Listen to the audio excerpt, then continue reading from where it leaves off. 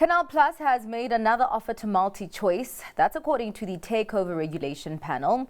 The French media company has acquired 35.01% of voting rights in Multichoice, and this necessitates the need for an immediate mandatory offer to be made. Earlier this month, Canal Plus tried to buy the DSTV owner. It offered 105 Rand per share, but Multichoice rejected the bid. At the time, Canal Plus held a 31.6% stake in the group.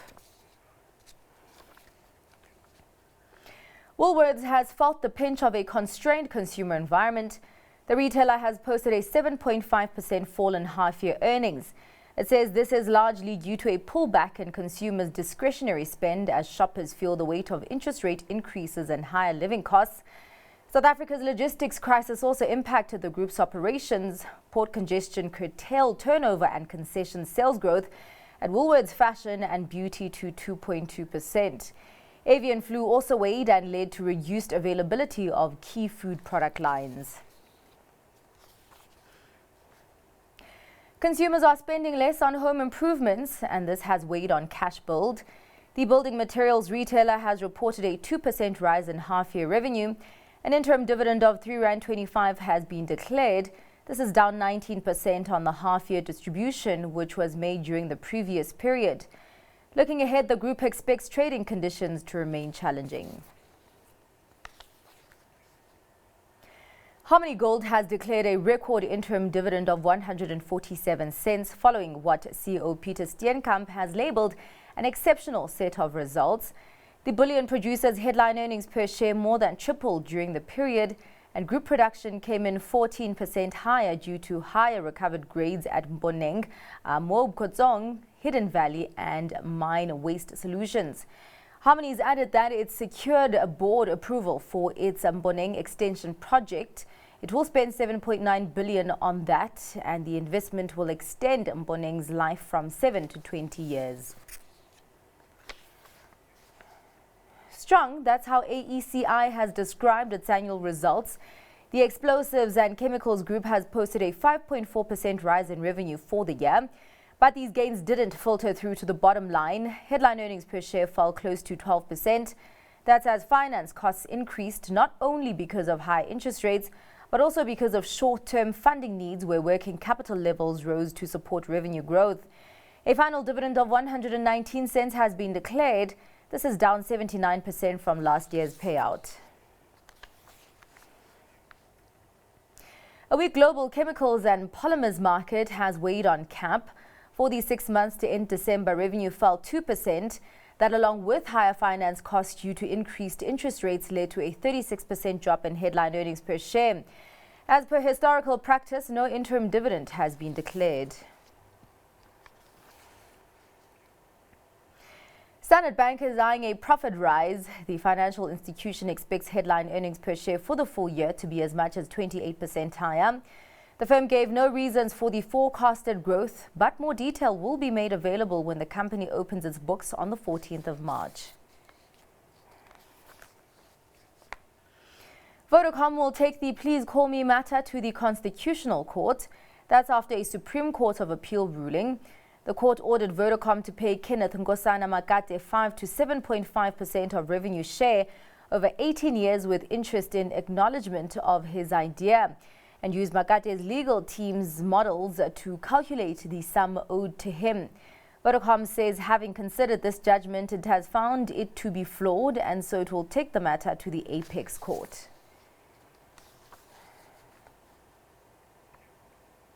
Amid Transnet's logistics problems, fashion retailers are boosting local production and directing the imports on which they rely to different ports. Here's more detail in this package report. South African fashion retailers are ramping up local production, executives have said, as they try to mitigate the impact of congestion at ports that has caused massive delays in stock deliveries. State-owned logistics company Transnet has been grappling with backlogs at the port of Durban and congestion at Richards Bay. It said in November that was due to factors including underinvestment in equipment and maintenance. It has warned that procuring some of the new equipment could take as long as 12 to 18 months. South African fashion retailers rely heavily on imports, especially from Asia, though they have been moving production closer to home. TFG, owner of the Fashini clothing brand, has fared better than some of its competitors. That's after it expanded its local factories and bought new ones over the past 7 years. It said that, as a result, it had enough stock for the key December festive season. For the upcoming Southern Hemisphere autumn and winter months, the company said it was taking necessary action, such as ordering early and amending destination ports. Woolworths and Truworths are also ramping up local clothes production, using local suppliers and placing orders earlier, executives said. Woolworths CEO Roy Bagattini said the company was placing smaller orders more frequently to avoid having big shipments stuck at the harbour. It's also directing ships to ports with fewer backlogs, such as Walvis Bay in Namibia, and then trucking products to Cape Town. Woolworths reported a 7.5% fall in half-year headline earnings per share as a result of cash-strapped customers reining in spending, as well as South Africa's energy and logistics problems. And it's been over a year since Adidas ditched Ye, the rapper formerly known as Kanye West, over his anti-Semitic comments. Despite this, the company still has stock of Yeezy sneakers. Here's our reporter, Darling Lachela, standing by with more of the detail on how Adidas plans to dispose of the stock. Darling. Well, Zinati, Adidas has kicked off a third sale of the Yeezy sneaker in Germany. They are highly sought by collectors, but the company can't wait to just get rid of them, and not for monetary reasons. Joining me with on-the-ground insight is Lars Halter from Deutsche Welle.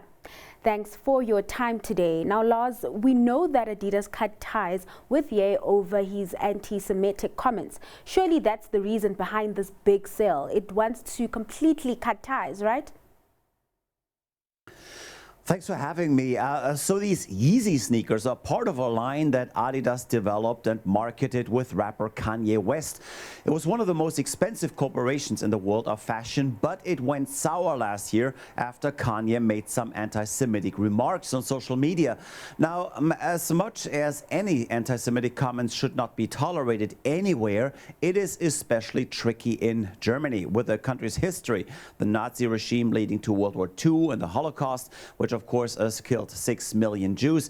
There is an absolute zero tolerance policy here. So Adidas broke its deal with Kanye and of course regretted the circumstances that led to that. CEO Björn Gulden even said that he thought Kanye didn't even mean what he said.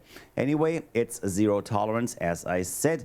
And now Adidas suddenly had over 1 billion euros worth of unsold shoes in storage, and initially the company planned to destroy them. The problem here, that is about as unpopular a move as you can pull at a time when fast fashion trends lead to millions of tons of clothes being thrown away every year, all while we are seeing rising levels of poverty around the world. Now, to my understanding, Kanye isn't getting a cut from the current sales. I'm sure he's not too happy about that. Yeah, apparently he's not too happy about it. First of all, he's obviously not being paid for any of this, so there's several millions that are not coming his way. Add to that the fact that Adidas is actually suing Kanye for 250 million for breach of contract on his part. Anyway, for Adidas, none of this is much of a concern. They want to put this chapter behind them for good reason, and they're getting closer to that goal. Last year, 2 initial shoe drops brought in around 700 million in revenue, and those last couple of pairs now are set to bring in another 250 million. For Adidas, it's all about unloading the merchandise at cost, by the way, so without making a profit. And they're doing it online with not too much attention being paid to the entire transaction. Any profit that might actually be made, Adidas has pledged to pass it on to non-for-profit organizations that are fighting racism and anti-Semitism.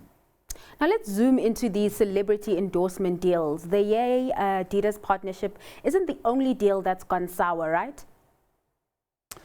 Yeah, indeed it is not. I guess that's what happens when you tie your boat to a celebrity that gets much of his or her allure from being outrageous. It can be extremely profitable, but any such deal comes with its own set of risks. Of course, it doesn't always have to be as terrible as anti-Semitic remarks crushing a deal. Sometimes it's much more mundane stuff. Like a few years ago when soccer star David Beckham shaved his head while he was in the midst of promoting a hairstyling product. Then there was iced tea maker Snapple that realized too late that their celebrity endorsements weren't as family friendly as they had expected, coming from outrageous shock jock Howard Stern. And then, of course, very prominently, there was rental car company Hertz and its deal with football legend O.J. Simpson back in the 90s. He, of course, was accused of double murder. So there can be a lot of profit coming out of a celebrity endorsement for a product, but there's also a lot of risk that you can't control. And Germany's Adidas now found out the hard way. Lars, let's leave it there. Thanks for those insights. That was DW's Lars Halter joining us from Berlin.